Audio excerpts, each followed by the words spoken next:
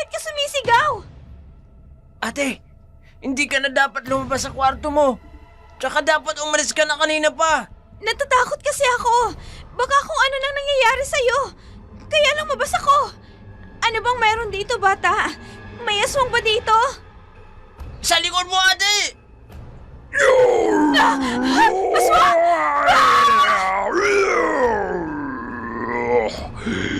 Ate! Sasakmalin ka niya! Takbo! Bata! Takbo! Ay, Diyos ko! Hindi ko akalain na may aswang pa rin pala dito sa pinagdalhan sa akin ni Rafael. Akala ko, tapos na. Hindi pa pala. Ate, bilisan mo! Malapit na siya!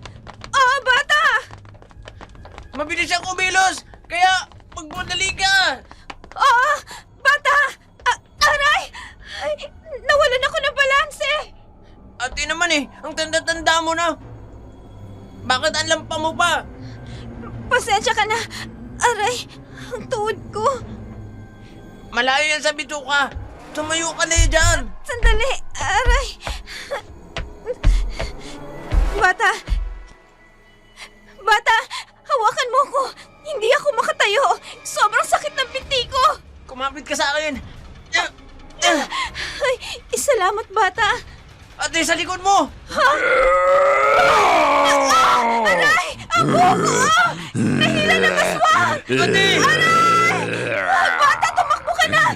Gagawa ako ng paraan paano makawala sa aswang na to! Hindi kita iiwan, ate. Tayo lang ang magkakampi. Gagamitin ko itong uling piraso ko ng bawang.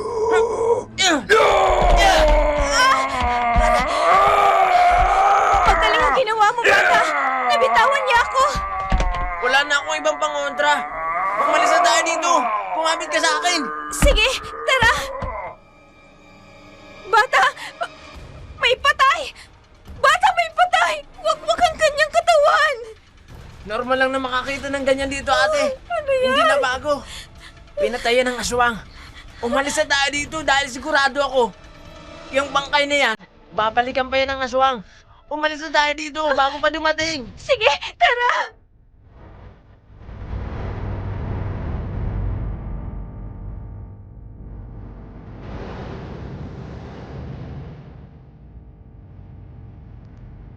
May mga bagay na napakahirap paniwalaan dahil parang hindi totoo, parang hindi sigurado. May mga pangyayari rin na daig pa ang isang palaisipan na napakahirap pulaan. At ang itinuturo ng mga ebidensya at ang ipinagdudugtong ng mga insidente ay isang bagay na maaring hindi abot ng kaisipan ng tao. Paano kung mapunta ka sa ganitong sitwasyon? At sa bandang huli, ang totoong salarin sa lahat na nangyari ay hindi mo inaasahan at hindi mo rin inaasahan ang nilalang. Yan ang ating tutunghayan sa kwento ni Claudine.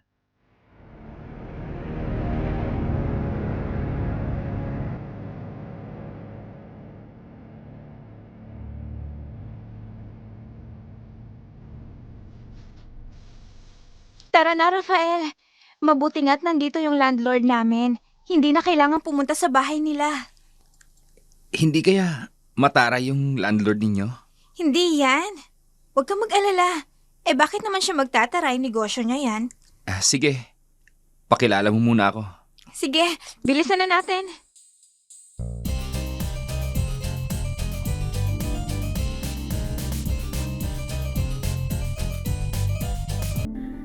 Alam mo ba yung anak ko? Promoted na yun sa work. Iba talaga kapag inuuna ang pagsisimba at pagdarasal. Aling Magda! Ay, kabayo ka!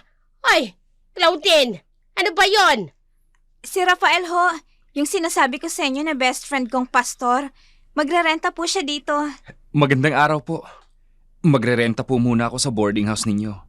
Pansamantala po habang nakadistino po ako dito sa inyong barangay para mangaral at magdaos ng isang religious crusade. Ay, pastor. O di ibig sabihin, hindi ka katoliko, tama? Opo. Mukhang disente ka namang tao. Pero paalala ko lang sa'yo, ang patron ng barangay na ito, si Santo Niño, at karamihan dito, mga debutante niya. Huwag po ninyong alalahanin yan. Inirerespeto ko ho yung paniniwala ninyo. Hindi yan ang pinupunto ko. Ang gusto kong sabihin, huwag mong sisirain ang paniniwala ng mga tao rito. Lalo na kaming mga deboto at mga katoliko. Opo, narito po ako para akayin ng mga naliligaw katulad ng ginawa ni Hesukristo. Ay, nako. Ay, teka. Hindi oras ng misa ngayon. Ay, sige na, Claudine. Samahan mo na yun dun sa dulo. Alam mo naman yung bakanting kwarto. Opo. Ay, sige. Tara na, Rafael. Huwag mo nang intindihin yung matandang yun. Masyado kasing relihiyosa. At saka, nagmamalinis palagi. Kahit napakayabang at saka chismosa naman. Okay lang. Sanay akong makipag-usap sa mga ganoong tao. Nagkibit-balikat na lamang si Claudine sa sinabing iyon ng kaibigan. Umakyat sila sa hagdan dahil nasa ikalawang palapag pa ang magkatabing silid nila ni Rafael. Pagdating sa bungad, hindi sila halos makadaan dahil sa mga nagkalat na mga gamit ng isang boarder na bagong lipat din. Ang sabi ni Aling Magda, maglola raw ang lilipat doon. Pero hindi yun matanda lang ang kumikilos. Nang akmang bubuhati na ng ginang ang isang mabigat na container, hindi na ito natiis ni Rafael. Tumulong na ito sa pagbubuhat.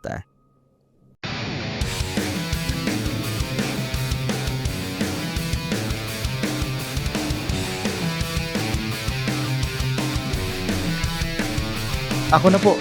Mabigat po ito. Ay, salamat oo. Mga abubot kasi yan kaya mabibigat talaga. Nasaan po yung kasama ninyo? Mag-isa po kayong nagbubuhat ng mga gamit dito. Ay, nauna nang pumasok sa loob ang apo ko. May hangover kasi yun. Masakit ang ulo kaya natulog na muna. Lola, parang ang dami niyo naman pong dalang mga case ng alak. Ay, libangan namin yan kagabi. Parang vitamina pa. Hindi kami mabubuo kung wala yan. Ay, huwag kayong mag-alala. Hindi naman lahat ay hard drink. Marami dyan ay mga beer at saka mga light na inumin lang. Ang tindi mo talaga, Lola. Mukhang sanay na sanay po kayo sa iba't ibang klase ng alak. Ay, nagtatrabaho ako dati sa beer house bilang waitress. At dati rin naging bartender noong panahon ko. Babaeng bartender. Mabuti naman po at malakas pa rin po kayo. Ay, isa lang naman ang sikreto para sa ganyan na po. Dapat masamang damo ka. Kaya po pala. Tulungan ko na po kayong may pasok ang mga gamit. Ang dami po, oh. Oo nga po, Lola. Tutulungan na po namin kayo.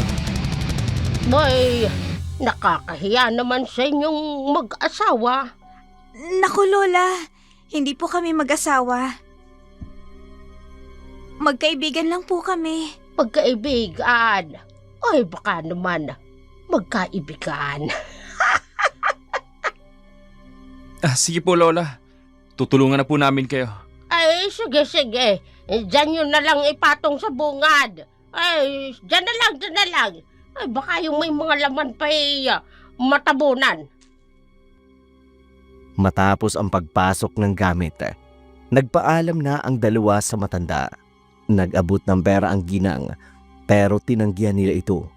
Kinahapunan, habang natutulog si Claudine, nagising siya sa isang pamilyar na boses na nangangaral ng Biblia. Alam niyang si Rafael iyon at mukhang nagsimula na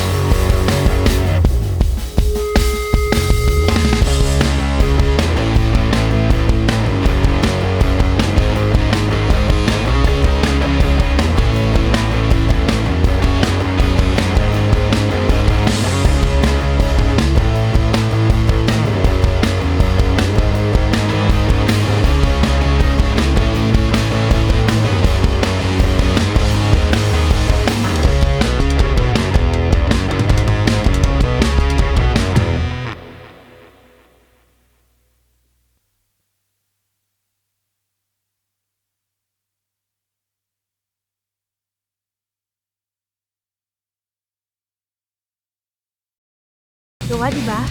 Kaya nga eh. Nakakamiss yung debate nating dalawa tungkol sa isang kasulatan. Tara na. Tara. Sabay na pumunta ang dalawa sa kwarto ni Yana. Kinuha ng dalaga ang kanyang Biblia. Naghanda rin siya ng merienda nila habang nag-aaral ng Bible. Sa kalagitnaan ng kanilang ginagawa, may narinig silang malakas na tawanan sa labas. Medyo nakasisira iyon sa ginagawa nila. Kaya naman, napatayo si Yana at sumilip sa bintana. Nakita niya ang maglola nag-iinuman ng alak sa labas habang nagkukwentuhan at nagtatawanan. Napakamot ng ulo ang dalaga at nagmamadaling bumalik sa pwesto nila ni Rafael.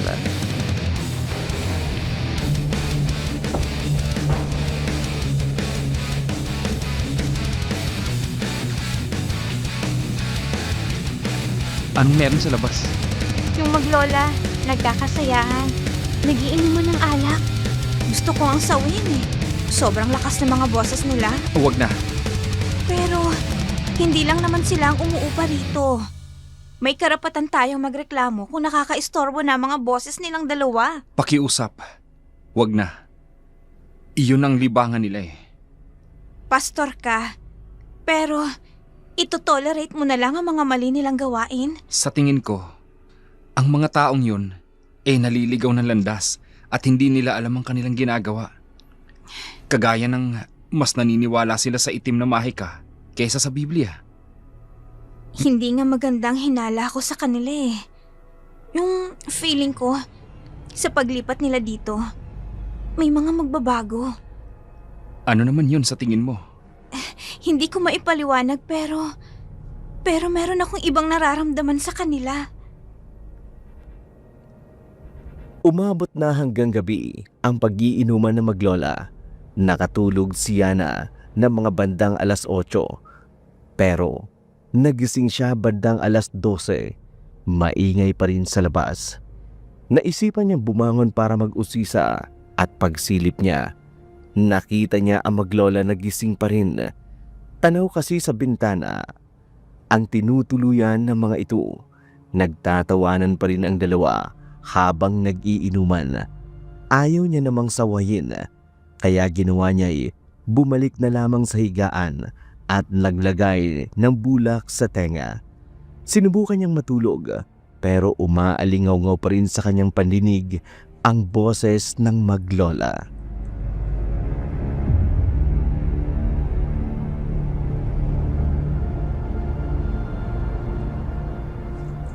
Hey, Apo! Yan ang sinasabi ko sa iyo, Apo! Siya nga, Lola. Ang ganda nga, no? Ay, Sinabi ko na ano ba sa'yo. naman ang mga taong yun? Ito pa, ito Ang pa. lalakas ng boses. Ito pa. Mabuti to. Kakainis. Kahit anong posisyon ang gawin ko, hindi pa rin ako makatulog. Sawayin ko na kaya sila. Teka, natahimik ka. Tapos na yata sila. Ay! Ano yun? Diyos ko, ang weird.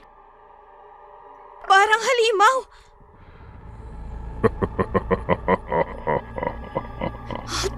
Diyos ko, kakaiba na yun ha. Natahimik yung pag-iingay ng maglola. Tapos, napalitan ng kakaibang tunog. Ay, feeling ko, kailangan ko na mag-usisa. Okay, sige. Lalapit na ako sa bintana. 1, 2, 3. Si Rafael to! Pagbuksan mo ako! Ay, Diyos ko! Akala ko kung sino. Claudine, pagbuksan mo ako! Oo, teka lang, pupunta na ako. Rafael? Oh, ano nangyari sa'yo? Bakit parang namumutla ka? Wala. Guni-guni ko lang siguro yun. Hindi ko alam eh. Bakit? May nangyari bang hindi maganda? Sabihin mo sa akin, Claudine. Ha? Wala. Sigurado ka? Oo, Rafa. Sigurado ako. Teka, Bakit mo ba ako kinakatok dito? Anong sadya mo? May nagpadala kasi sa akin ng papaya sa inaaralan ko. Naisipan kitang dalhan.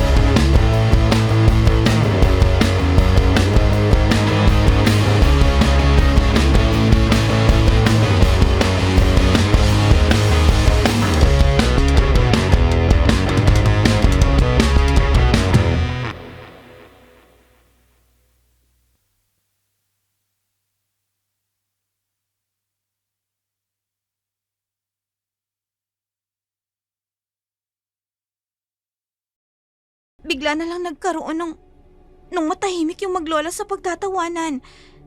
Ano kaya yun? Hindi magandang hinala ko sa narinig nating yun. Anong hinala mo? Aswang yung maglola. Mukhang meron silang kinalaman. Kasi di ba, sila lang naman yung gising kagabi. At saka isa pa, nakapagtataka na natahimik sila nung merong umangil. Hindi ba, kahit papano, dapat may maririnig tayong boses o kaya kaluskos mula sa kanila. Pero hindi, talagang natahimik ang paligid. Hindi nga rin magandang hinala ko sa kanila eh. Dumaan ako sa bahay ng maglola. May nagkalat na mga dugo at tila lamang loob ng hayop sa mangkok na naiwan nila sa labas. Ha? Sigurado ka bang pumunta ka roon at ikaw mismo ang mag-usisa? Mauna na ako. Maaga pa ako sa factory, kaya di na kita masasamahan.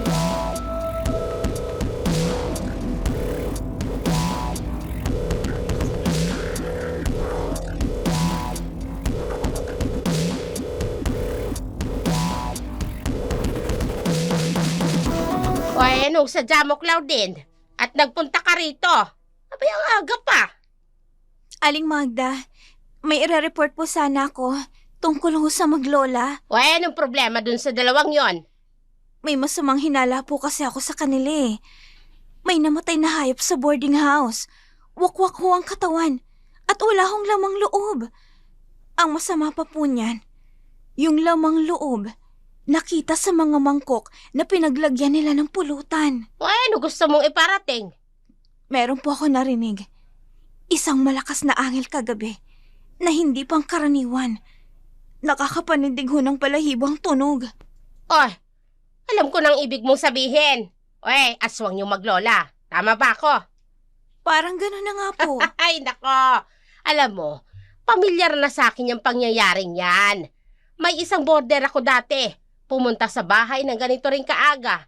Ang sinabi sa akin, may aswang daw na gumagala. Tapos ano natuklasan? Nung isa pa naming borders, Ano ho? nag-a-addict yung border na yon. Kaya pala kung ano-anong nakikita. Tapos ikaw naman ngayon. Aling Magda, hindi naman po ako nag-a-addict. At saka, hindi lang po ako ang nakatuklas. Si Ate Donna rin ho. Alam ninyo, kung may kakaiba man doon sa maglola na yon, abay wala tayong magagawa. Mukhang hindi naman nananakit ng tao. Hayop lang naman ang sinasaktan. Kaya sigurado ba kayo na sila talagang gumawa nun? Hindi ho. Ay, wala naman palang patunay yung mga sinasabi mo. Kaya tigil-tigilan mo yung Claudine. Pero Aling Magda, may isa pa po akong concern. Tungkol sa maglola na Uy, ano yun. na naman? Ay, ang dami-dami. Kasi naman ho Oh, sa gabi po, halos hindi kami patulugin dahil sa ingay nila. Nagtatawanan po silang maglola habang nag-iinuman ng alak. Nakakaperwisyo po sila sa mga taong natutulog sa boarding house. oy, ano? Ano naman ngayon? Baka lang naman po may magagawa kayong solusyon. Aba, kayo lang naman ni Don ang nandoon. Kasi panggabi yung mga border ko ng factory. Ay, si Rafael naman. Ang alam ko hating gabi pa umuuwi galing sa pangangaral. Di, dalawa lang naman kayo. Di kayo ang mag-adjust. Pero Aling Magda, bakit parang wala po kayong pakialam? Border nyo rin po kami Bakit ako makikialam? Di naman ako apektado ng ginagawa nila. Mag-aaksaya ako ng oras. Kaarte-arte nyo naman, Claudine. Mag-adjust na lang kayo. Uminom kayo ng pampatulog para maaga kayo makatulog. Ganun kasimple. Aling Magda, hindi po ako pwede ng mga ganun. Kasi mahina po ang katawan ko. At saka alam niyo naman po pati ang trabaho ko Isa akong teacher. Kaya dapat maayos talaga ang tulog ko. Ano ngang magagawa ko? May utang ang pamilya namin na kailangang mabayaran. Kaya nga ayoko mabawasan ng border ko. Hindi naman masama yung ginagawa ng maglola. Mukha namang nag-i-enjoy lang sila. Abay, pagtiisan mo na. Aling Magda, akala ko ho ba, sumasamba kayo sa Diyos? Pero bakit napakamakasarili ninyo sa ganitong pagkakataon? Bakit naman nadamay dito ang pagsamba ko sa Diyos? Sino ka ba para pagsalitaan ako ng ganyan? Kasi lumalapit po ako rito para marinig ninyo ang concern ko at bilang landlady, dapat po ay nakikinig kayo sa amin, sa mga hinaing na mga borders ninyo at mag-iisip ng tamang solusyon. Pero bakit sa pagkakataong ito, parang wala ho kayong pakialam sa mga sinasabi ko? Ikaw, Claudine, ha? Maging practical ka nga. Alam ko ang nangyayari sa buhay mo. Kaya ka nandito. Wala ka ng pamilya. Wala ka ng ibang taong uuwian. Kundi itong paupahan ko ang pinakamalapit sa eskwelahang pinagtuturuan mo. Di ba? Ayaw mo namang iwan. Ako lang din ang nagpapaupa ng pinakamurang renta dito sa lahat ng boarding house. Alam ko naman ho yun. Ang sa akin lang naman po sana, marunong din kayong makinig sa mga borders ninyo. At hindi ho porket hindi kayo apektado, wala na po kayong gagawin. Bakit? Mali rin naman ang ginagawa mo. Nambibintang ka na walang patunay. Di ka rin malinis. Pero Aling Magda, hindi ho talagang magandang nararamdaman ko sa maglolang yun. Nako! Aling Magda, pakinggan nyo naman ho ako. Claudine, tama na. Rafa, Napadaan lang. Malapit dito yung pinangangaralan kong matanda. Ano nangyayari dito? may inilapit lang akong concern kay Aling Magda. Tumataas na naman ang boses mo Ang mabuti pa, umuwi na lang tayo. Pauwi na rin naman ako Aling Magda, pasensya na po kayo. Ayos lang naman. Ikaw na ang bahala dyan sa kaibigan mo na medyo judgmental. Aling Magda? Claudine, tama na. Umuwi na tayo.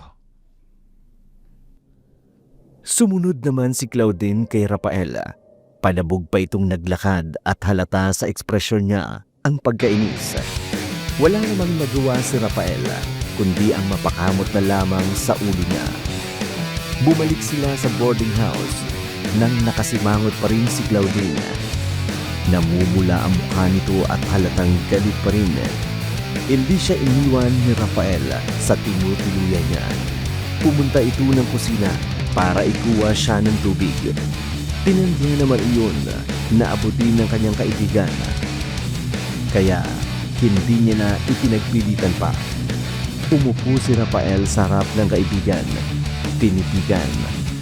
Ang naiirita pa rin itong mukha.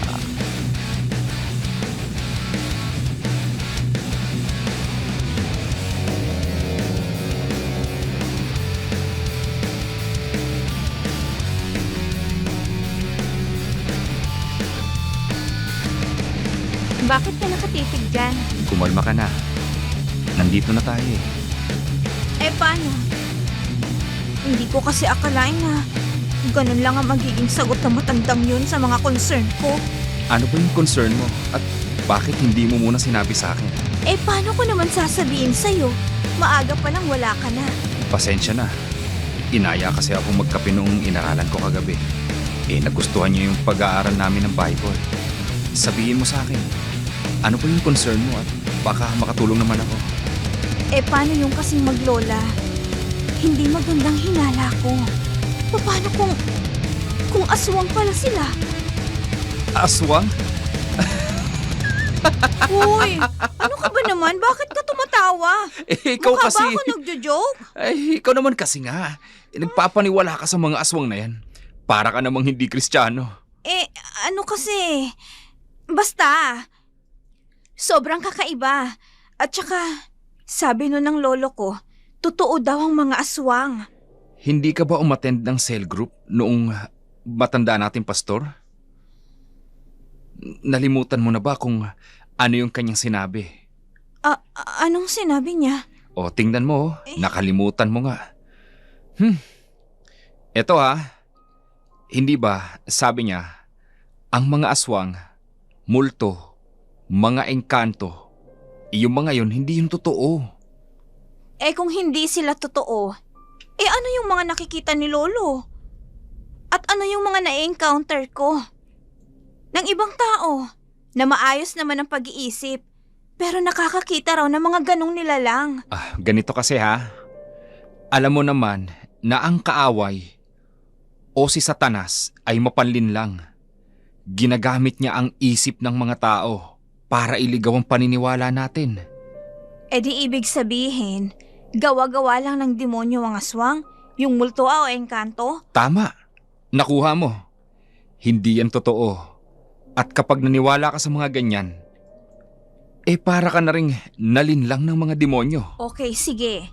Pero paano mo ipapaliwanag yung aso? Nawakwak yung katawan. Diba, dun sa may bungad? Hindi natin alam. Baka may naligaw na mabangis na hayop at nakipaglaban sa aso. Malapit na rin naman ang lugar na ito sa kagubatan kung saan nakatirang mababangis na hayop, di ba? Sabagay. At si Aling Magda, huwag mo nang patulan dahil medyo saradong pag-iisip niya. Siya yung tipo ng tao na ginagamit ang relihiyon niya para magkunwaring mabait sa harap ng iba kahit hindi naman talaga. Napansin ko nga para bang sobrang napakamakasarili niya. Kaya Claudine, makinig ka sa akin. Mag-focus ka na lang sa sarili mo, sa buhay mo, kesa naman sa ibang tao. Anong gagawin ko kapag hindi ako makatulog dahil sa ingay na maglola? Di magdasal ka. Umawit ka ng papuri sa Panginoon. Hindi mo na namamalayan yung ingay kasi unti-unti ka nang makakatulog. Ay, sige na nga. Susubukan ko mamaya. Tandaan mo ang mga sinasabi ko Napangiti si Claudine sa sinabing iyon ni Rafael.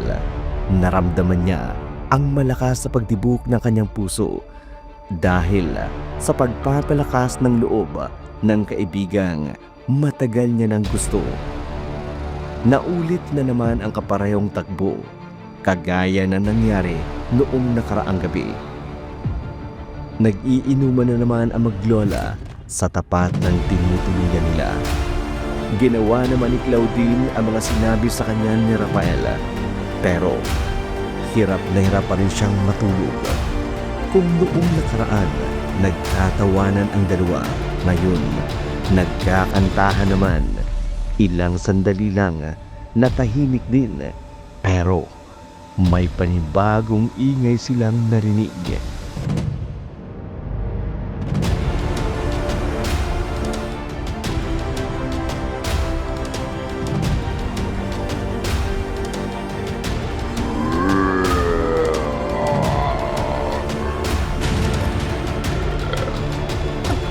Yun na naman.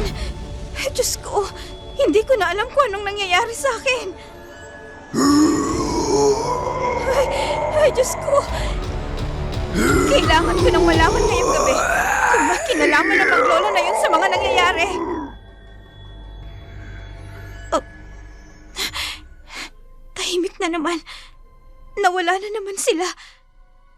Ang naiwan na lang ay ang mga boteng pinag-inuman at mangkok na pinaglalagyan ng pulutan. Palagi na lang silang nawawala sa tuwing may umaangil. Teka, ano yun? Parang may nilalang sa madilim na kasukala na yun. Kailangan kong puntahan. Teka, nandito lang yun ah. Nawala.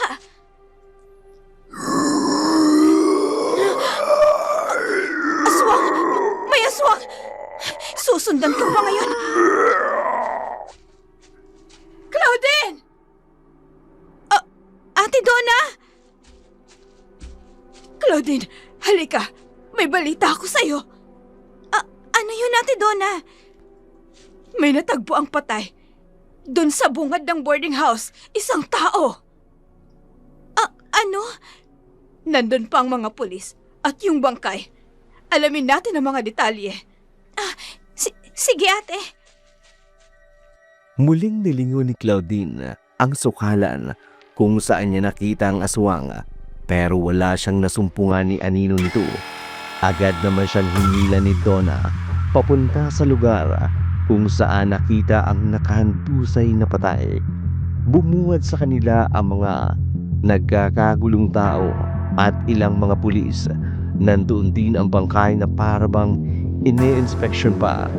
Lumapit ang dalawa sa pinsan ni Donna na pulis para magtanong ng mga detalye tungkol doon.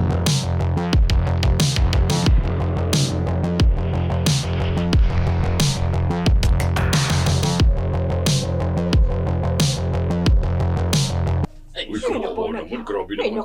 Ano kayo nangyari dyan sa taong yun? Kuya, may hinala ka ba kung anong posibleng ikinamatay ng taong yan? Mukhang hindi lang basta pinatay. Wakwak ang tiyan at kaya may hinala kaming pinagtripan ng mga adik. O kaya naman ay kinuha ng mga sindikatong kanyang mga laman loob. Pero mukhang negative pa rin eh. Bakit, kuya? Yung pagkawakwak sa kanyang tiyan, parang hindi kutsilyo ang gamit. Parang isang matalim na kuko. Ay, grabe. Saka sobrang shock ang ekspresyon ng biktima. Na parang may nakita siyang sobrang nakatatakot. Hindi kaya. Diyan na muna kayo. At tutulungan ko silang mag-inspeksyon. Pero, kuya, sandali lang. Ano yun, Donna? Baka naman pwedeng balitaan mo ko. Kapag meron ng resulta, ang gagawin ninyong investigasyon. Nasa bugad lang kasi ang boarding house ko. Huwag ka magalala. Babalik ulit kami para ibalita nangyari. Para magdagdag ng seguridad dito kung sakali naman. Maraming salamat ho. Sige na. Claudine, nakikita mo ba yung lalaki sa dulo?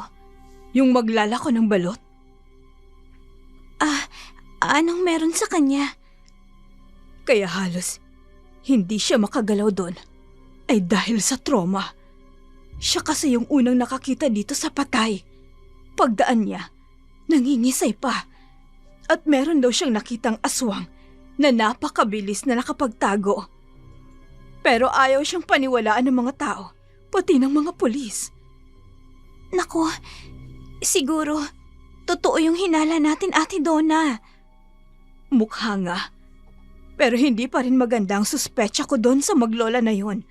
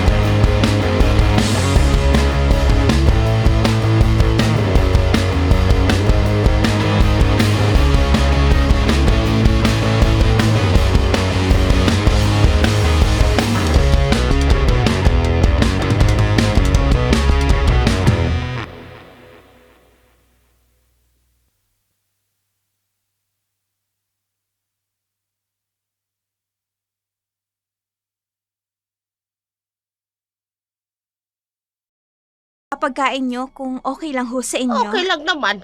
Oy, sige kayo. Pumasok kayo. Sige ho. Saglit lang Dito lang muna kayo sa lamesa at magsasandok lang ako. Oo ho. Parang hindi nalinisan ng bahay, Claudine. Tingnan mo, ang kalat. Ay, oo nga ate. At saka sobrang masangsang. Makakaya mo bang kumain dito? Pero kailangan nating kayanin para hindi tayo mahalata na nag-iispiya lang sa bahay nila. Ay, sige na nga. Oh, wag na tayong maingay. Nandiyan na yung apo ni Aling Senyang, si Yana. Oo ate. Mawalang galang na nga po. Anong ginagawa niyong dalawa dito? Ay, magandang araw. Naku, sasabay kasi kami sa inyong kumain. Alam na ng lola mo yun. Hoy, di ba ikaw yung kaibigan ng pastor na nangaral sa amin nung isang araw? Oo, ako nga. Kung pumunta lang kayo rito para gawin ang mga walang kwentang bagay na mga magagandang balita ako nung sinasabi, wag na lang. Ay, naku hindi. Pumunta kami rito para sumabay sa inyo sa pagkain. Sus, sumabay. Eto na ang pagkain natin. Mabuti naman at bumangon ka na rin na po.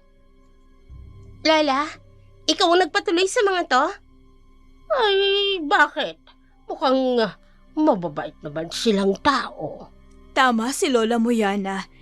Hindi na nga kayo lumalabas dito, kaya kami na lang ang dumaya sa inyo. Sus! Ay, Aling Senyang, ito po pala yung ulam namin. Buttered shrimp na maraming bawang. Kumakain po ba kayo?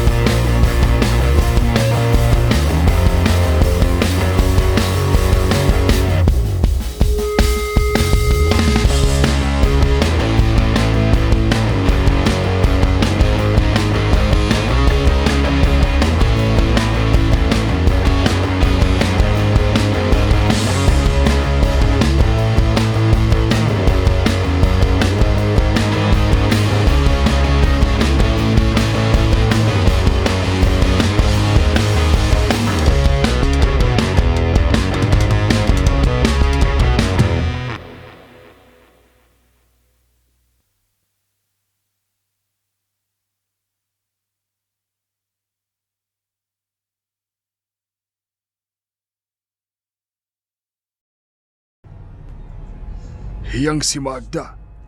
Dati ay may alaga siyang sigbin. Kasi naniniwala ang babaeng yan sa swerte. At yun ay pinaniniwalaan niyang pampaswerte daw. At may hinala ako na yun ang aswang na nakita ko kagabi. Dalawa lang ang posibleng dahilan. Baka pinakawalan niya ang alaga niya.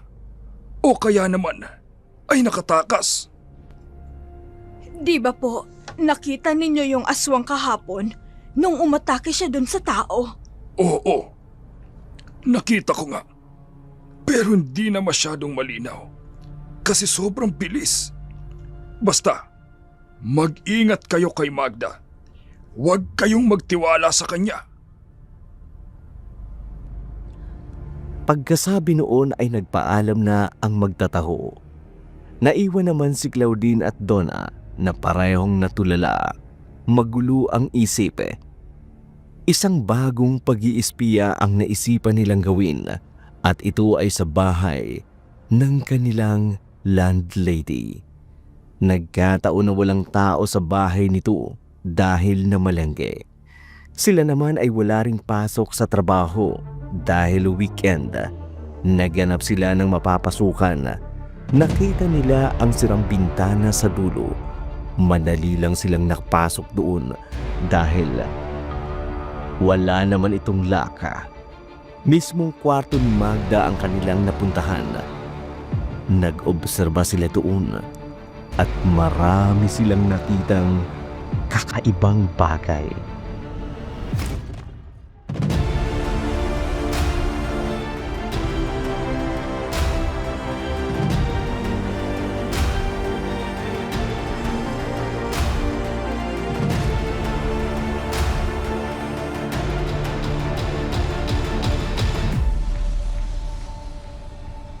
Ate Donna, tingnan mo to. Oh, ano yan? Itong kahon. Ang daming mga iba't ibang klase ng medalyon. May napansin nga rin ako dito. May mga libro ng itim na mahika. Tapos, libro ng mga salitang Latin. Eto ate, meron din dito mga itim na kandila. Ibig sabihin, nagre-ritual si Aling Magda. Teka, sandali lang ate. Parang may kakaiba sa aparatur na to. I-check ko lang. Ay! Oh, Claudine, anong nakita mo? Tingnan mo ate. May mga buto na parang galing sa katawan ng tao. Aba, oo nga. Bakit kaya nangongolekta siya niyan? Ay, Diyos ko, si Aling Magda siguro ang totoong aswang. Baka nga. Ate, nandiyan na yata siya. Oh, sige, Diyos ko. Oh, saan tayo magtatago? Ayan na siya, ate. Patay na tayo. Hoy, kayong dalawa! Anong ginagawa nyo rito? Aling Magda. Sagutin nyo ang tanong ko. Anong ginagawa nyo rito? Aling Magda, ano kasi ho, hinahanap ka namin. Kasi, Kasi ano? Ano? Gusto lang ho namin makipagkwentuhan. Nainip kasi kami sa bahay, kaya nagkataon na wala ka. Ay talaga? Gusto ninyo makipagkwentuhan? O bakit sa bintana kayo dumaan? Kuwan ho. Ano? Nandiyan ang anak ko sa loob. Naglalaro ng computer games. Pwede kayong tumawag. Pero anong ibig sabihin? At sa bintana pa kayo dumaan? Dahil may nalaman po kami sa inyo, Aling Magda. Dati ka raw nag-aalaga ng sigbin? Ha? Hindi totoo yon. Ipinapakalat lamang yon ng matandang si Lucio dahil nga inggit siya sa akin. Paano niyo po ipapaliwanag ang mga kakaibang bagay na nakita namin dito? Dito ho sa loob ng kwarto niyo. Kasi nga, dati akong espiritista. Noong medyo kabataan ko pa. Di ko tinatapon yan, yung mga bagay na yan. Parte na yan ng aking self. Aling Magda, bakit parang hindi ka nagsasabi ng totoo? Mukha ba akong sinungaling? Ha? Anong hindi nagsasabi ng totoo? Mas kilala mo pa ako kaysa sa sarili ko? O ikaw na si Magda, ikaw na! Aling Magda, may namatay na hayop at tao sa tapat ng boarding house. Pero wala kayong pakialam. Ni hindi nga kayo nag-uusisa tungkol nung nagsabi ako ng concern sa inyo. Ang sabi niyo lang, wala kang magagawa dahil hindi ka apektado. Aling Magda, akala ko ho ba, matindi ang pananampalataya ninyo sa Diyos. Pero bakit wala kayong pakialam sa kapwa niyo? Paano kung may isa na palang dapat paalisin sa boarding house, pero hindi kayo gumagawa ng aksyon? Ay bakit? Anong tingin mo sa akin? Bayani! Abay, landlady lang ako, iha! Landlady! Pasalamat nga kayo, mura yung renta nyo rito. Kung tutuusin, wala naman akong ibang habol sa boarding house na to, kung hindi kita at negosyo. Talaga po? Kung ganun ho, di hindi totoo ang pananampalataya niyo sa Diyos. Dahil hindi kayo marunong magmalasakit. Panlabas na kaanyo-anyo lang po yan para magmukha kayong malinis at mas mabuti kaysa sa ibang tao. At yung budhin niyo, kasing itim na mga kandilang itinatabi niyo rito. Ang sama niyong tao, Aling Magda. Ginagamit niyo ang pangalan ng Panginoon pero wala kayong puso para sa iba. Aling Magda, Ang kapal ng mukha mo. Ay bakit? Sino ka ba? Hindi ka ba nagkakasala para sabihin sa akin ng mga bagay na yan? Kung puro ka reklamo sa kung paano ko patatakbuhin ang boarding house ko, edi lumayas ka. Ngayon na, lumayas ka na. talaga ho? Lalayas ako kesa manatili sa poder ng taong walang ibang iniisip kundi ang sarili niya lang. Pagkasabi noon, pahangos na tumalikod si Claudine at nagmamadaling lumabas sa bahay ni Aling Magda. Sinundan naman siya ni Donna na halos hinihingal dahil tinatapatan ang bilis niyang maglakad. Hindi siya nagsasalita kahit kinakausap ng kasama niya at halos lumipad na siya sa pagmamadali. Dumiretso siya sa tinutuluyan niya. Pagpasok sa loob, kinuha niya ang malaki niyang maleta at inilagay ang mga damit niya. Wala namang nagawa si Donna. Hindi na ito sumama sa kanya. Maya-maya pa'y dumating si Rafael. Pahangos itong lumapit kay Claudine na abala sa pag-iimpake ng mga gamit.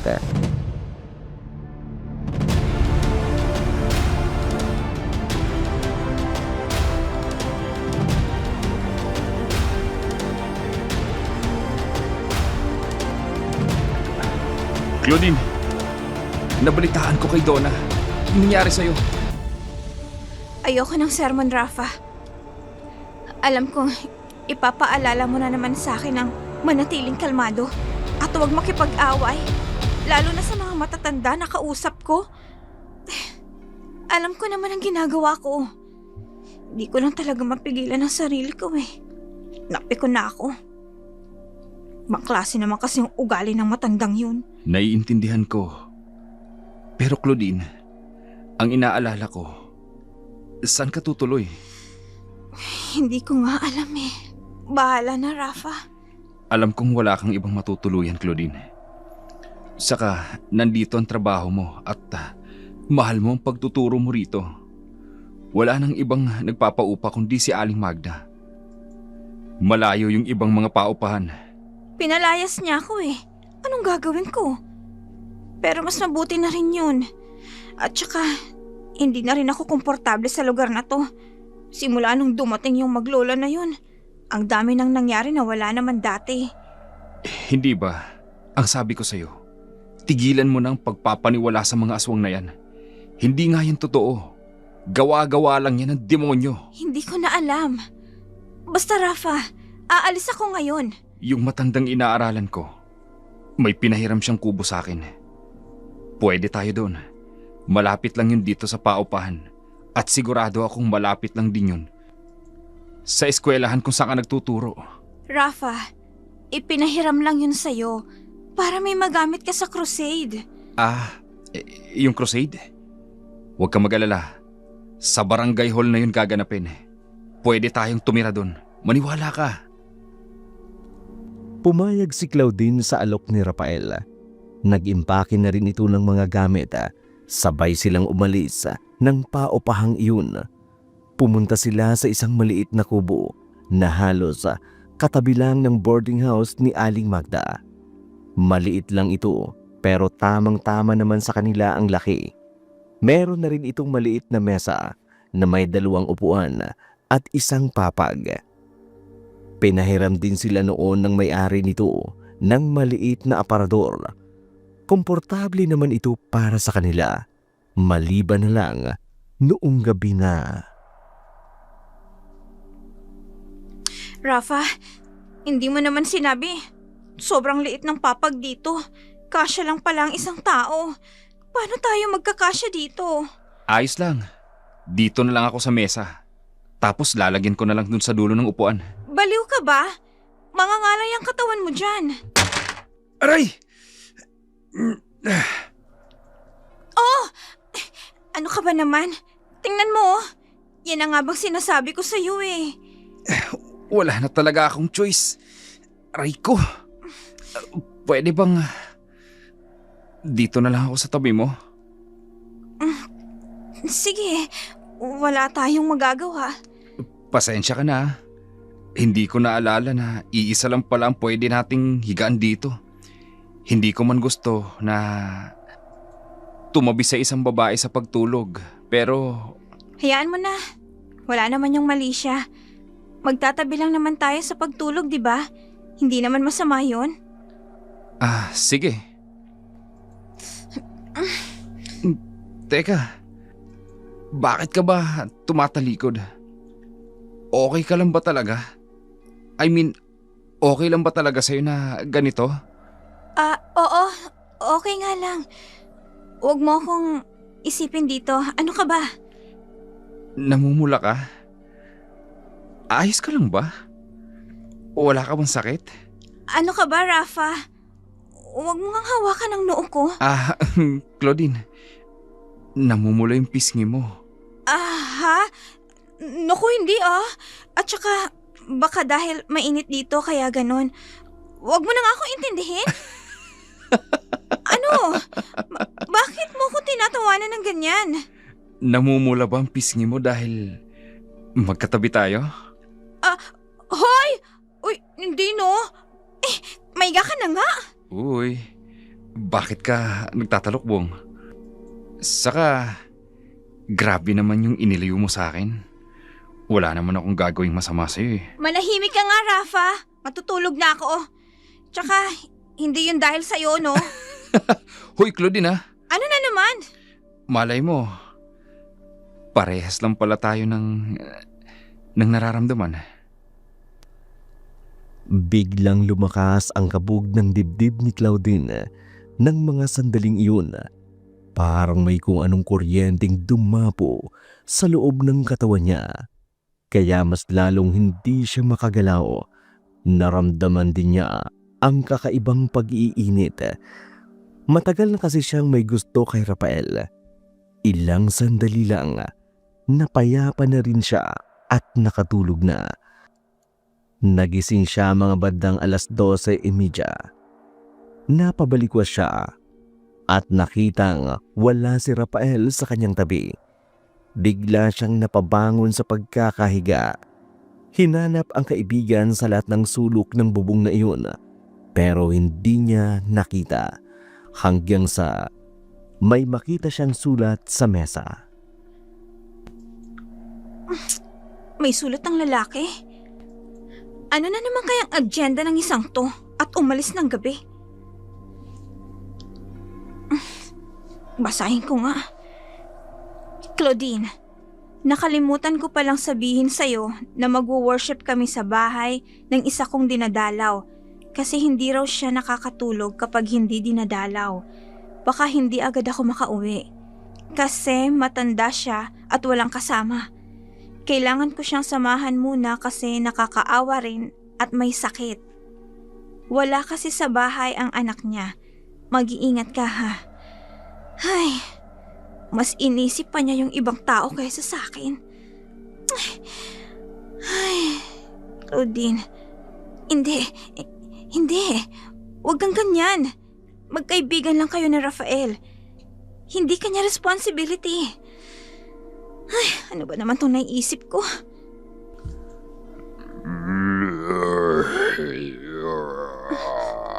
Ano yun? Teka, yun yung tunog ng aswang ah. Sandali, sisilip nga ako sa may pinto.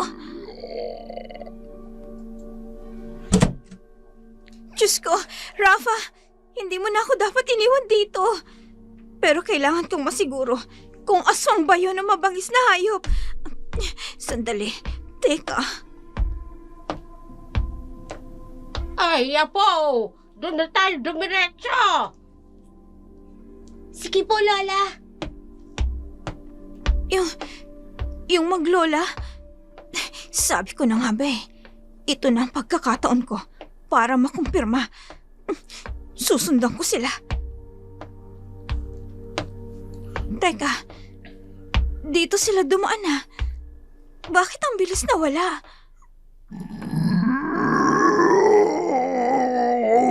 Yung aswang, nandun siya. Teka, nawala. Nasaan na yun? Nandito lang yun. Claudine, Rafael? ano ka ba?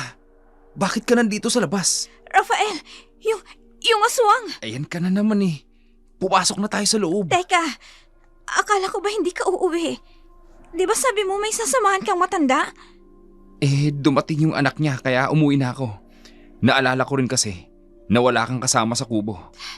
Alam mo ba, muntik ko nang mahuli yung aswang. Ano bang sabi ko sa'yo? Tigil-tigilan mo na yung paniniwala sa ganyan. Gawa-gawa lang yan ng demonyo. Kristiyano ka. Kaya huwag kang magpapaligaw.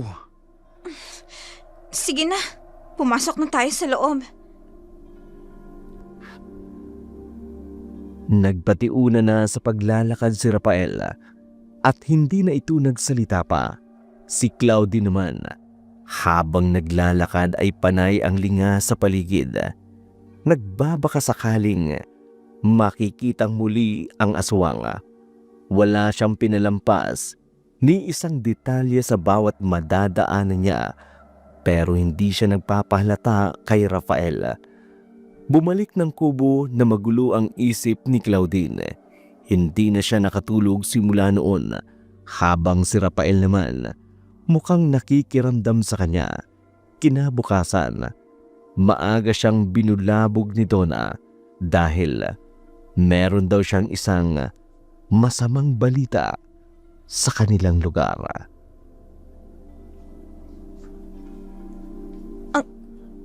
Ano yun, Donna?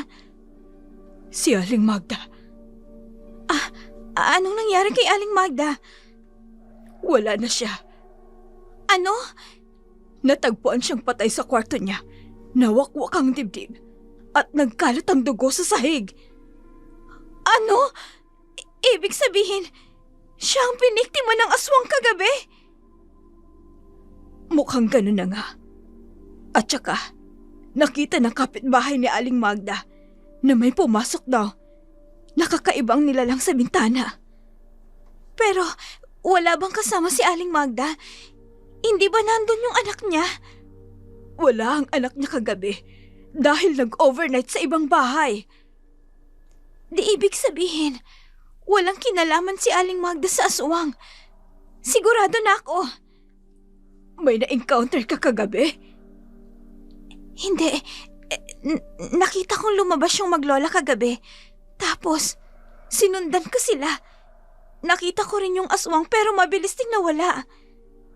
Di kung ganun, totoong ang maglola ang aswang. Sumama ka sa akin, Ate Donna. Saan? Basta. Halos lumipad na sa sobrang pagmamadali si Claudine na pilit na sinusundan ni Donna. Hindi niya naalintana ang mga taong nagkakagulo sa nadadaanan nila na nagkukwentuhan tungkol sa pagkawala ni Aling Magda. Sa isang lugar lang niya ipinihit ang mga paa niya. Ito ay sa bahay na maglola.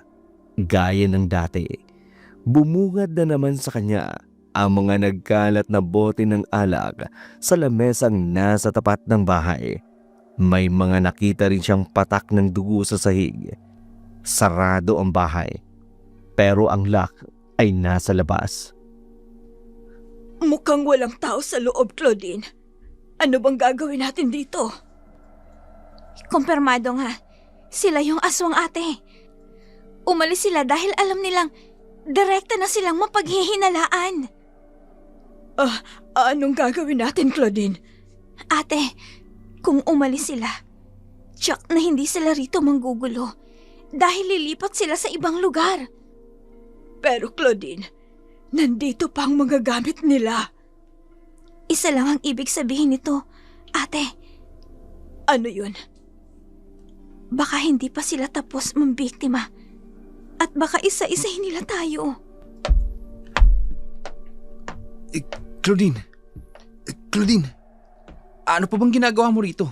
Rafael? Hindi ka na dapat bumalik dito. Pastor, bakit? May iba pang nangyari. Kagabi, nakita si Aling Magda at ang apo niya na naglalakad sa likod ng bahay ni Aling Magda. May nakakita sa kanila. Anong nakita nila? May mga nakitang kutsilyo sa kanilang bag. Kutsilyo? Sino yung taong nakakita sa kanila, Rafa?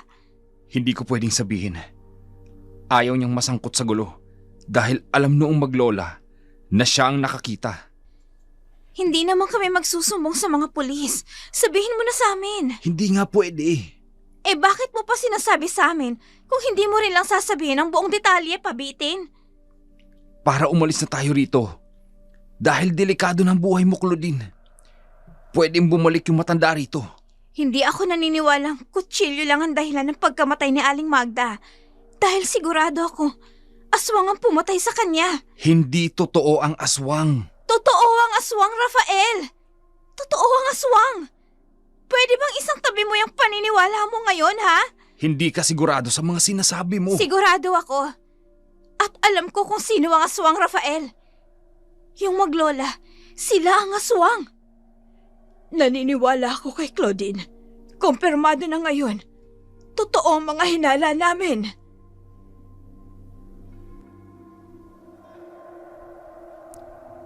Hindi na nakapagsalita pa si Rafael sa sinabing iyon ni Claudine. Nang araw na yun, nagkaroon ng biglang desisyon ang dalaga. Pumunta siya sa eskwelahan kung saan siya nagtuturo at nag-resign. Pakunwa niya nag-impake na siya ng mga gamit. Ayaw niya nang manatili pa sa lugar na yun dahil sa mga nangyari. Wala namang nagawa si Rafael kundi payagan siya. Bago siya umalis, pumunta muna siya kay Donna. Akala niya mag-iimpake na rin ito, pero naabutan niya lang ito na nag-aasikaso ng kanyang anak. Ate, hindi ka ba natatakot sa nangyayari? Natatakot? Siyempre. Bakit parang wala kang balak na umalis?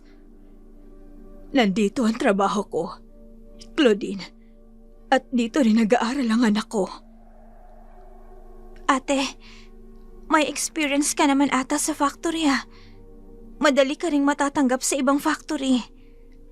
Claudine, hindi ganun kadali yun. Alam mo naman ang sitwasyon ko. Isa akong single mom at nagpapadala pa ako ng pera sa mga kapatid ko na nag-aaral sa Mindanao. Dito lang ako nakahanap ng trabaho na kung saan nasusuportahan ko ang aking anak at ang aking pamilya dahil maganda ang sahod dito. Mura din ang upa ng boarding house dito. At hindi yun magbabago, sabi ng anak ni Aling Magda. Hindi ko alam kung paano magsisimula. Kung basta na lang ako aalis dito. Dahil yung kahit isang araw na magpahinga ako sa trabaho. Napakabigat noon para sa isang kagaya ko. Ate, paano kung bumalik yung maglola? Paano kung biktimahin ka niya? Claudine, hindi mangyayari yun. Ilang beses na akong naka-encounter ng aswang. Pero alam mo bang kung ano pinakamabisang pangontra? Ano yun, ate? Pananampalataya.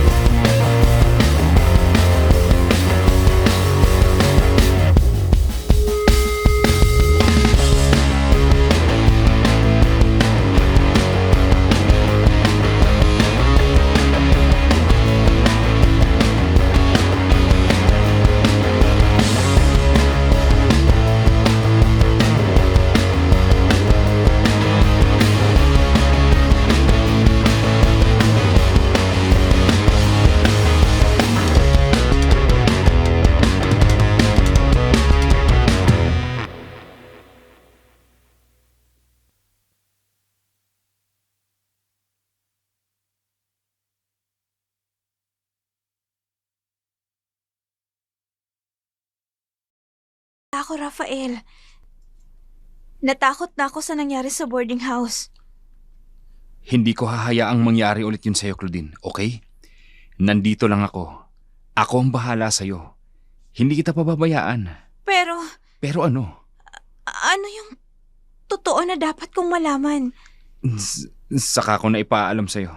Rafa, ano ba talaga? Sa ngayon, palagi ka lang manatili sa kwarto. At huwag na huwag kang lalabas dito kung wala ka namang importanteng gagawin sa labas. Bakit, Rafa? Anong dahilan? Basta't makinig ka na lang sa akin. Maiwan muna kita rito ha. May gagawin lang ako. Pagkasabi noon, isinuot na ni Rafael ang kanyang bag at pahangos na umalis. Naiwang mag-isa si Claudine na nanahimik at nag-iisip ng malalim dahil nagugulan pa rin siya sa mga nangyayari. Ilang sandali lang, naisipan niyang lumabas. Pero paglapit niya sa pinto, hindi niya ito mabuksan. Nilakasan niya ang puwersa pero kahit anong gawin niya, hindi niya talaga ito mabuksan. Doon niya napagtanto na nakasarado pala ito sa labas. Pawis na siyang napaupo sa may pinto.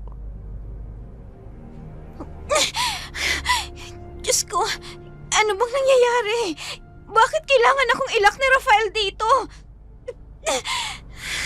Kahit kaibigan ko siya, parang gusto ko na rin magduda. Teka, ano yun? Parang sa may bintana. Ate! Ate! Bata? Ate! Uy, bata! Anong ginagawa mo dyan? Ate! May dapat kang malaman. Ano yun? Anong dapat kong malaman? Hindi ka ligtas dito, ate. Bakit naman? Hindi ko pwedeng sabihin eh. Kasi baka magalit sa akin si Tio. Pero, Pero ano? basta umalis ka na rito, ate. Maniwala ka sa akin. Hindi ka ligtas dito. Diretsahin mo na ako, bata. Hindi ko sasabihin kahit kanino. At hindi yun malalaman ng tiyuhin mo. Bawal talaga, ate. Pasensya na, ha. Basta, pinaalalahanan ko lang kayo na hindi ka dapat manatili sa lugar na ito. At sana makinig ka sa akin. Hindi ko maintindihan. Naguguluhan ako. Kailangan ko nang bumaba dito, ate. Parating na si Tio. Baka malaman niya na nakikipag-usap ako sa iyo. Teka, bata! Mamaya, mag-usap tayo! Wala nang nagawa si Claudine nang tuluyang bumaba ang bata. Nakita niyang dali-dali itong tumakbo palayo at pumunta sa sibakan ng kahoy. Napabuntong hininga na lamang si Claudine. Nahiga na lamang siya sa kanyang kama habang malalim ang iniisip. Wala siyang magawa sa silid na yun at inabot na lang siya ng gutom dahil hindi pa siya nag-aalmusal. Pasado 12:00 ng tanghali nang buksan ni Rafael ang pinto. Pagdating nito, may dala itong pagkain, 2 plato na may lamang kanin, 1 mangkok na may lamang noodles, at 1 mangkok ng kaldereta at chop suey. Kumain na tayo ng tanghalian.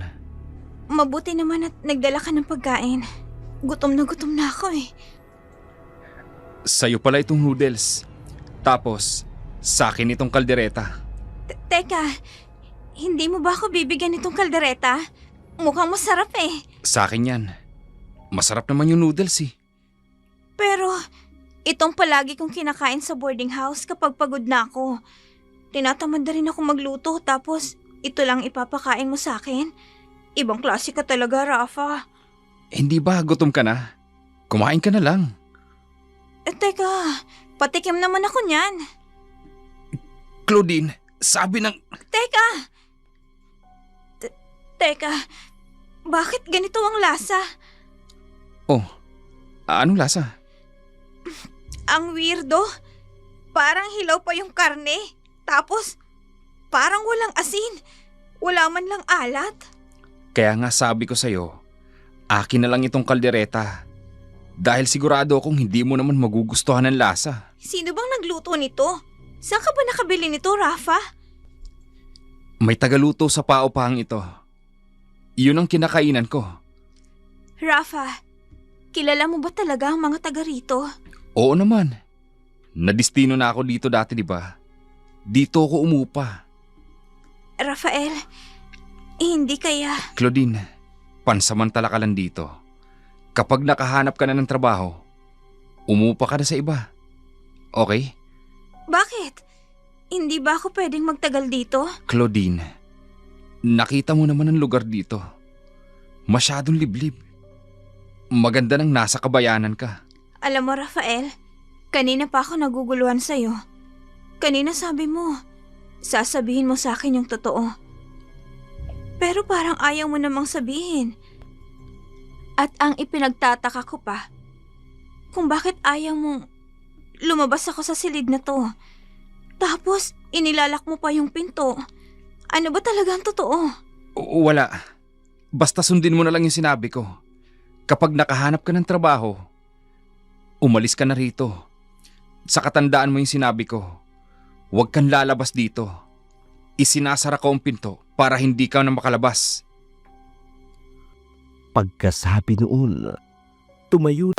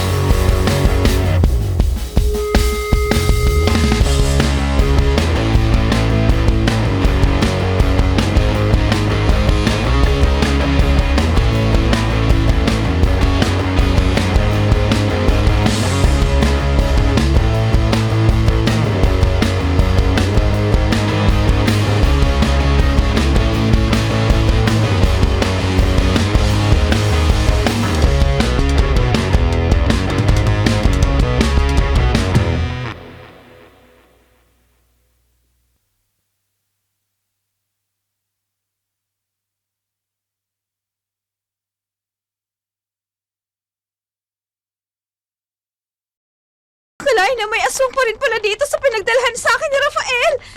Akala ko tapos na. Hindi pa pala. Ate, bilisan mo! Malapit na siya! Bata! Mabilis siyang kumilos! Kaya, magmadali ka! Bata! Aray! Ay, nawalan ako ng balanse. Ate naman ang tanda-tanda mo na! Bakit ang lampa mo pa? Pasensya ka na. Aray, ang tuhod ko.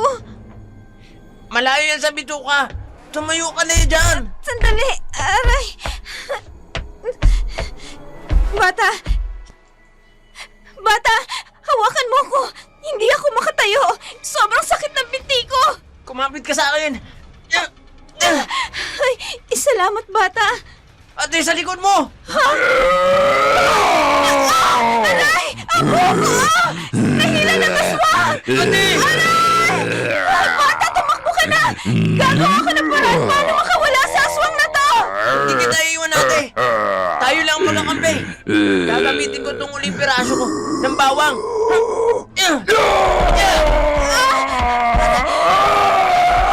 Magaling ang ginawa mo, bata! Nabitawan niya ako! Wala na akong ibang pangontra! Umalis na tayo dito! Kumapit ka sa akin! Sige, tara! Bata! May patay! Bata, may patay! Wag ang kanyang katawan!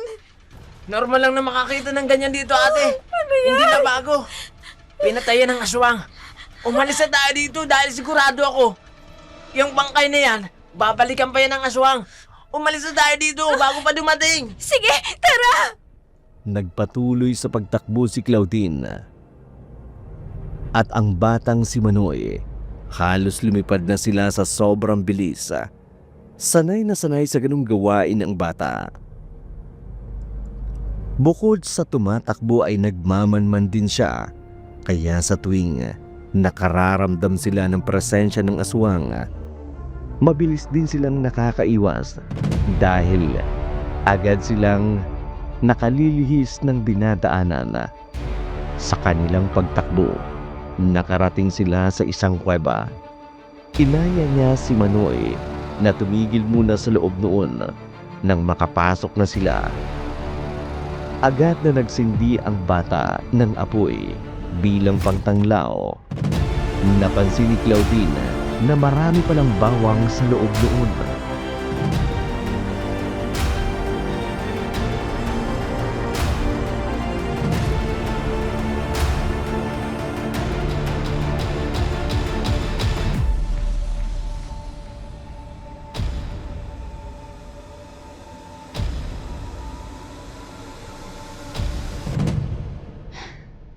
Bakit ang daming bawang dito? Tuwing may pera ako, bumibili ako ng bawang at inilipon ko rito. Nakita mo naman, ate, nang ibinato ko yun sa mismong mata ng aswang. Agad siyang nanghina at natumba. Oo nga pala. Pangontra nga pala ang bawang sa aswang. Kaya ito rin ang aking pinagtataguan. Kasi alam kong hindi ito pinupunta ng aswang . Maitanong ko lang pala, bata. Lahat ba nang nakatira sa paupahang yun ay aswang? Oo, ate. Lahat yun sila, aswang. Tayong dalawa lang ang hindi. Si Rafael, yung best friend ko. Hindi siya aswang. Matagal na kaming magkakilala. Hindi ako sigurado . Kasi ngayon ko lang siya nakita pero hindi maganda ang pakiramdam ko sa kanya. Maitanong ko lang pala, kung hindi ka aswang, bakit nakikisama ka sa mga aswang na yun? Noong isang araw lang naman kasi ako nakarating dito . Ano bang nangyari? Bakit ka tumira rito? Ano kasi, ate? Namatay yung mga magulang ko. At wala nang ibang pwedeng kumukup sa akin. Kundi si Tio Roland na lang. Hindi ba aswang din ang Tio Roland mo? Nayanggaw siya simula nang mangupahan dito. At niyakap niya na ang pag-aswang. Yanggaw? Yan ba yung taong naging aswang dahil kumain ng pagkain ng aswang? Oo, ate. Gano'n na nga. Eh ikaw, Bakit di ka nayayanggaw? Umiinom ako ng pampasuka. Hindi rin tinatanggap ng katawan ko ang mga pagkain nila dahil sa sama ng lasa. Kapag sumusuka ako, sinisiguro kong walang makakakita sa akin at hindi nila mahalata. Kanina, nahalata nilang sumuka ako kaya nagalit sa akin at tinangka akong patayin. Kung hindi raw ako magiging aswang, gagawin na lang nila akong pulutan. Mabuti nga at kahit bata ka, alam na alam mong gagawin. Kasama ko ang Diyos, ate. Hindi ako pababayaan ni Papa God, kaya nilalakasan ko ang loob ko. Ganyan nga bata. Daig mo pa nga ako eh. Mukhang mas matibay pa ang paniniwala mo kesa sa akin. Ako kasi, palagi akong takot. Pagkatapos ng pag-uusap na iyon, nanahimik na ang dalawa. Inabot na sila ng antok sa kuwebang iyon, kaya naman doon na sila nakatulog. Kinabukasan, nagdesisyon na si Claudine na tuluyan ang umalis doon. Si Manoy naman, nagpaiwan sa kuweba. Wala siyang balak na bumalik at isama siya ni Claudine sa pag-alis nito. Pagbalik sa paupahan, napansin niya na mukhang nagkakasaya ang mga tao. May inilabas na malaking kawa at meron ding nakadikit na apoy sa malaking lutuan. Nagsitinginan sa kanya ang mga tao at lahat sila ay matalim ang pagkakatitig. Mas lalong binilisan ni Claudine ang paglalakad at sa wakas, nakarating na rin siya sa taas. Madali lang palang ibukas ang lock kaya nakapasok siya. Pagdating doon, nakita niya ang kanyang decaypad na cellphone na nagri-ring. Si Ate Donna, tumatawag sa akin. Bakit kaya? Sagutin ko muna. Baka sobrang importante. Hello, Ate Donna? Napatawag ka? Claudine, kumusta ka na dyan? Ibabalita ko rin sana sa'yo, ate, kung anong nangyari dito. Bakit? Ano bang nangyari dyan? Ate, mukhang lalong nagkaloko-loko ang mga nangyayari dito. Napapunta ako sa paupahan ng maraming mga aswang. Ano? Nako, umalis ka na dyan. Yun na nga ang gagawin ko, ate. Aalis na ako rito kasi mapapahamak ako sa lugar na to. Oo, at dapat lang na umalis ka na dyan. Bumalik ka na rito. Bakante pa ang tinutuluyan mo at wala pang nangangahas na umupa rito dahil nga sa mga nangyari. Teka, ate, okay na ba dyan? Yung maglola. Yung maglola, hindi naman talaga sila aswang. Wala na ring ibang nangyayaring kakaiba rito. Simula nung umalis kayo ni Rafael, at wala na rin akong nararamdamang kakaiba tuwing gabi. Ano? Pagkaalis mo, bumalik din agad sila rito. Bakit nawala sila ng umaga? Albularyo kasi ang matanda. Meron silang kinagamot kasi may nag-text kay Yana na nangangailangan ng tulong. Pero, sino yung pinaghihinalaan natin, ate? Kung hindi yung maglola. Isipin mo kung sino pang ibang kahina-hinalang tao sa lugar natin. Teka, ate, si Rafael, hindi kaya siyang posible? Kasi nang mangyari ang mga insidente, ay kararating lang din ni Rafael. Kasabay sila ng maglola. Sige ate, ganito,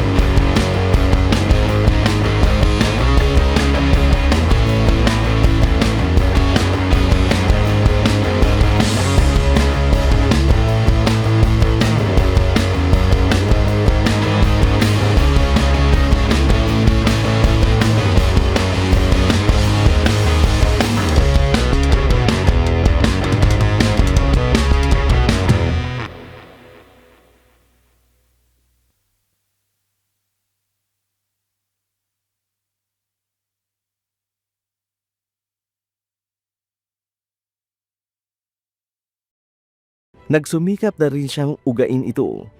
Wala na rin siyang lalabasan sa bintana dahil nakakandado na rin at mukhang ginawa ni Rafael noong wala siya sa silid na iyon. Wala nang nagawa si Claudine kundi ang maglupasay. Wala na rin siyang naisip na paraan kung paano makalalabas. Inabot na siya ng gabi at ilang sandali lang may narinig siyang kalusko sa may pinto. Nabuksan ito at bumungad sa kanya si Manoy.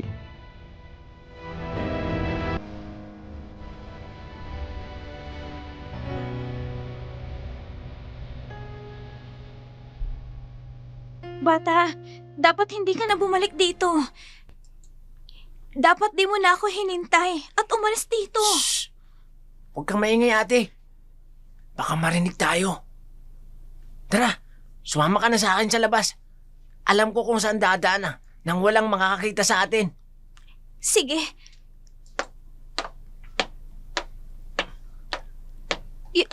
Yun si Rafael? Ate, hindi na yan siya tao.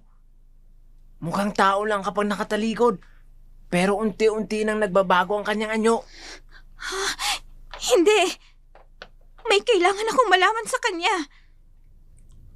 Claudine, naririnig kita sa likuran ko. Ikaw pala ang sala rin sa lahat ng nangyayari sa boarding house ni Aling Magda. Pero bakit dinala mo ako dito? Pasensya ka na, Claudine. Hindi ko agad sinabi sa iyo ang totoo. Dahil nagpapanik ka. Pero ang dahilan kung bakit dinala kita rito ay para unti-unting ipaalam ang nangyari sa akin at malaman mo rin ang totoo sa lahat na nangyayari. Ano bang nangyari sa'yo? Na-assign ako sa lugar na ito para mangaral at sa paupang ito. Wala akong alam na aswang pala ang mga kasama ko. Niyanggaw nila ako at ginawang kagaya nila. Bakit hindi mo sinabi? Natatakot akong iwasan mo ako dahil mahal kita, Claudine. Pero, bakit mo pinayagan ang sarili mo na maging ganito? Dahil sa pananampalataya ko, sa kagastuhan kong gawin ang aking misyon bilang isang pastor. Pero hindi ko alam, nahahantong sa ganito. At dumating sa punto na hindi ko na mapigilan ang sarili ko na manakit ng iba. Hindi ko mapigil ang aking pagkaswag. Kung sinabi mo sa akin ang totoo, hindi ko na kailangang maguluhan sa lahat ng nangyayari. Ang dami kong taong napagbintangan, Rafael. Pasensya na kung nilito kita. Pero ngayon din ang tamang oras. Bago ako mamaalam. Rafael, anong ginagawa mo? Bakit hawak mo yung krus? Hindi ko na kayang manakit ulit, Claudine. Hindi ko na kayang pumatay ng tao. Kaya sarili ko na lang ang kikitilin ko. Rafael, wag! Huwag mong isaksak yan! Rafael! Si Rafael! Si Rafael! Rafael! Ate! Umalis na tayo dito! Ang mga aswang! Mukhang nakatulog na sila sa atin! Rafael! Mahal kita! Rafael, tanggap kita! Ate Claudine! Umalis na tayo! Pero Umalis na tayo! Ate Claudine, ang mga aswang andyan na! Wala ka nang magagawa sa kanya! Huwag muna tayo! Sandali, teka!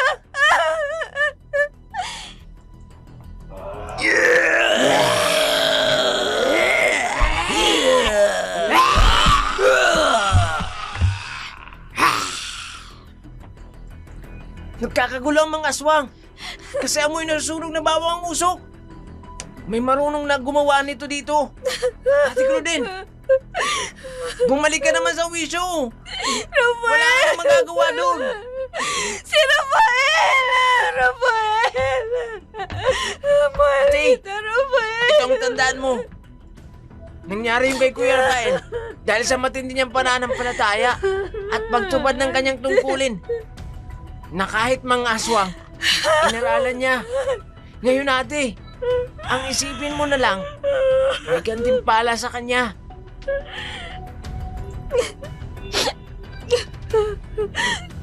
Tama ka.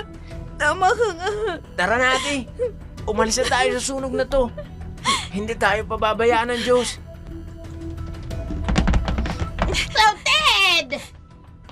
Clouded! Ate, sino yun? Tinawagan ka. Bilisan nyo! Bilisan nyo na! Habang hindi pa tinutupok ng apoy ang daraanan! Eto ang basang tela! Ilagay nyo sa katawan ninyo! Alisenya! Bilisan ninyo! Opo! Kilos na! Agad na sinalo ni Claudine ang inihagis na tela ni Aling Senyang. Ibinabal niya iyon sa katawan nila ni Manoy.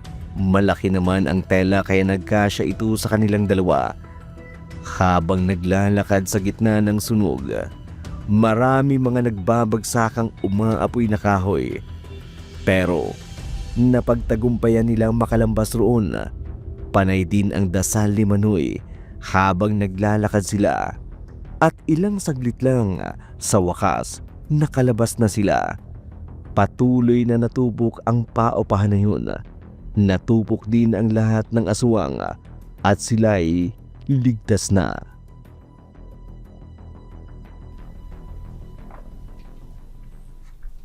Aling Senya, bakit po iniligtas niyo kami?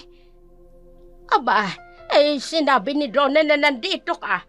Tapos nag-aalala kami kasi hindi ka pa bumabalik doon. Nagsabi ka na babalikan na. Ay, mabuti na lang kamo. Marunong ako na pumunta rito. Marunong ako sa ganito na mag-espiya nang hindi nahuhuli. At nilagyan ko ng maraming bawang at gas para mangamoy at mangina sila. Ganon yun. Maraming salamat po, Aling Senya. At patawarin niyo po ako kung napaghinalaan ko ho Ay, kayo. nako, hayaan mo na. Kasalanan din namin maglola. Palagi kaming gising sa gabi, tulog sa araw. Ay, lagi kaming lasing at mahilig kami sa lamang loob ng baboy. Pilang pulutan. Abay, ipiniprito namin yun habang umiinom. Minsan nga, nalilimutan namin na may naiwan pa pala kami sa mangkok tuwing umaga na. Masarap kasi. Aling Senya, gusto ko pong malaman, bakit nga po pala palagi kayong naglalasing?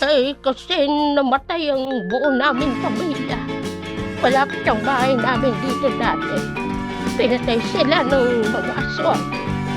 May trauma na kami tuwing gabi. Napapanaginipan namin ang nangyari. Kaya dinadaan namin ang apo ko sa pag-inom ng alak. Kasi kapag natutulog kami sa gabi, hindi kami makatulog. Kapag sobrang lasing na, kusa na kami nakakatulog. Ganun po pala ang nangyari. At alam mo ba, Iha, nag-aaral kami ng itim na bahika para magantihan ng mga aswang. Pero walang tumatalab. Napagtanto ko rin na tama ang kaibigan.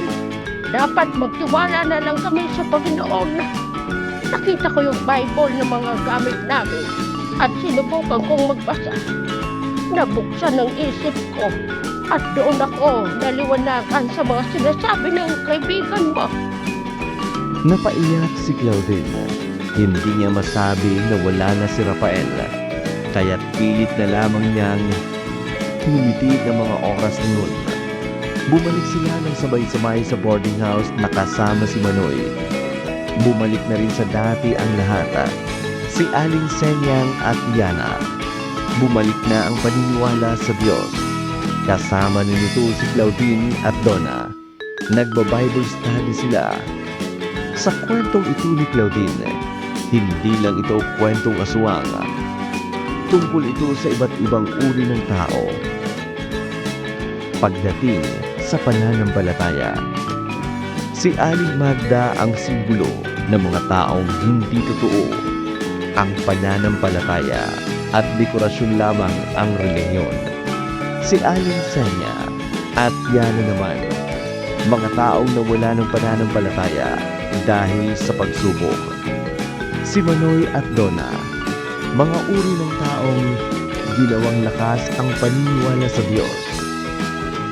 Tunay nga na maraming pagsubok ang malalambasan ng isang taong tunay na may pananampalataya.